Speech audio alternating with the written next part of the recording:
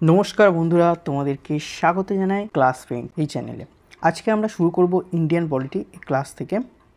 আজকে মূল বিষয় ভারতীয় সংবিধান ইতিহাস তৈরি। অর্থাৎ আমরা আজকে যে সংবিধান মেনে চলছি, আমাদের সংবিধান আমাদের গর্ব, ঠিক আছে, সেই সংবিধানটা কিভাবে তৈরি হয়েছে, তার পটভূমিটা কী ছিল, সেখান থেকে শুরু করব। তাহলে চলো আজকে ক্লাসটা শুরু করি। প্রথমে আমরা দেখছি এখানে ব্যাকগ্রাউন্ড অফ ইন্ডিয়ান কনস্টিটিউশন, কীভাবে যে পটভূমিটা তৈরি হয়েছে তার কিছু কিছু তথ্য এখানে দেওয়া রয়েছে। অর্থাৎ প্রথম যেটা বলি, ইংরেজ ইস্ট ইন্ডিয়া কোম্পানির প্রতিষ্ঠা। আমরা জানি যে আমাদের ভারতবর্ষে মেনলি প্রধানত শাসন কে চালিয়েছিল? British east India company. কত বছর? প্রায় 200 বছরের কাছে। এবং আমরা এই শাসন কার্য চলাকালীনের মধ্যে দেখব যে প্রথমে কিছুটা কোম্পানির শাসন ছিল, তারপরে কি ডাইরেক্ট ছিল ব্রিটিশ গভর্নমেন্টের শাসন, ঠিক আছে। সেই যে শাসনভারটা চলেছিল তার শুরুটা কোথাও হয়েছিল? ইস্ট ইন্ডিয়া কোম্পানির প্রতিষ্ঠা থেকে। ইস্ট ইন্ডিয়া কোম্পানি প্রতিষ্ঠিত কবে? 1600 খ্রিস্টাব্দে। কিন্তু এই কোম্পানি আরও একটি নাম আছে, সেটা হলো জন কোম্পানি। এবং এই কোম্পানির ইতিহাস কী ছিল? এই কোম্পানি ছিল এটি জয়েন্ট শেয়ার হোল্ডার কোম্পানি। অর্থাৎ জয়েন্ট শেয়ার হোল্ডার কোম্পানি কি?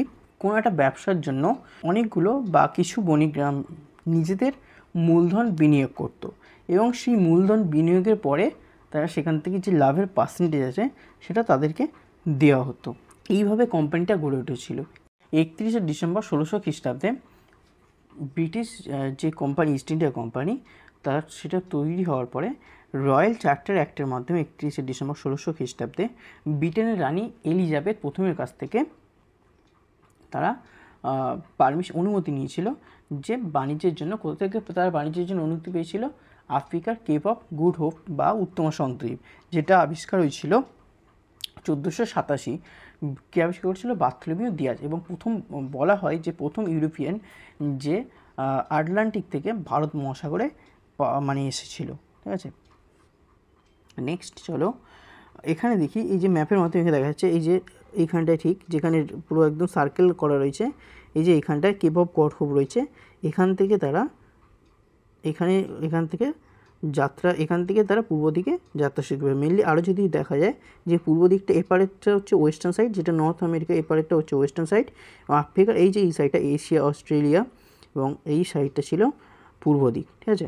এইখান থেকে তারা তারা অনুমতি পেয়েছিল কি 15 বছরের জন্য বাণিজ্যের জন্য।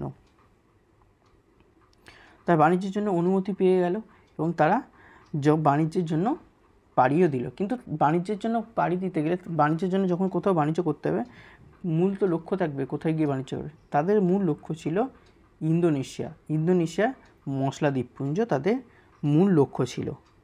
এই যে ঠিক এখানটায় রয়েছে ইন্দোনেশিয়া, এই যে মশলা দ্বীপপুঞ্জ তাদের প্রধান লক্ষ্য ছিল। কিন্তু তার ব্রিটিশদের আগে পৌঁছে গিয়েছিল কারা? ডাচ বা দিনেমাকরা।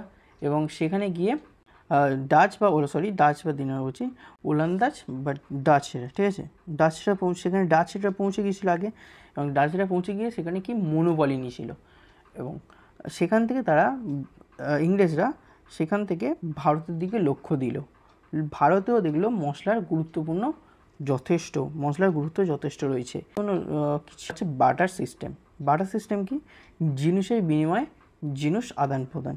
অর্থাৎ সুতি বস্ত্রের বিনিময়ে মশলা আদান প্রদান হচ্ছে, মশলার বিনিময়ে সুতি বস্ত্র আদান প্রদান হচ্ছে। এই দিকটা ব্রিটিশদের চোখে খুবই মানে ভালোভাবে পড়েছিল, এবং তারা দেখেছিল এটা ব্যবসা, ঠিক আছে। ব্যবসার জন্য তারা দেখলো যে এটা খুব গুরুত্বপূর্ণ একটা অংশ তাদের চোখে ধরা পড়েছিল। তারা এর জন্য কী করলো? সুরাটে ট্রেড ট্রানজিট পয়েন্ট ওপেন করলো ব্যবসার জন্য। ট্রেড ট্রানজিট পয়েন্টটা হলো, ঠিক আমরা যখন কোনো জাহাজ বাইরে থেকে আসে আমাদের দেশে, বন্দরে এসে দাঁড়ায়, এবং তারপরে কি জিনিসপত্র খালি করে দেয়, এবং এখান থেকে যদি কোনো জিনিস এক্সপোর্ট করতে হয় সেগুলো কি লোড করে নেয়, সেগুলো নিয়ে বিদেশে তারা চলে যায়। কিন্তু এতে সেইভাবে ব্যবসা বাণিজ্যের সুবিধা হলো না।